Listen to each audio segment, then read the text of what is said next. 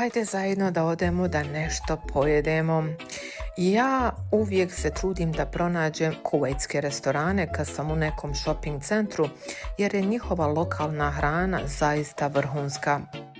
Ja volim i libanonsku, i indijsku, i iransku, i naravno tursku kuhinju, ali fast food to mene nikada nije privlačilo i ja nikad ne volim da sjednem u ove restorane kao što su McDonald's, burger i ostalo.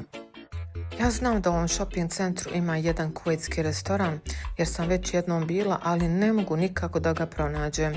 Idem gore, idem dole, izlazim lifta, ulazim u lift i vrtim se u krug. Naravno, ja sam u potrazi za tim restoranom i pitaću ovoga ovdje dečka, možda on zna gdje je, jer ne mogu više da hodam.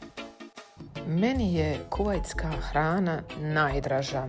Ja volim kombinaciju mirisa, okusa, začina, boja. Ja kad sam prvi put probala ovu hranu, nije mi se dopadala jer smo mi u Bosni naravno navikli na 3 začina, so, biber, crvenu papriku i vegetu. Međutim, vremenom sam se navikla i sad mi je jedna od omiljenih.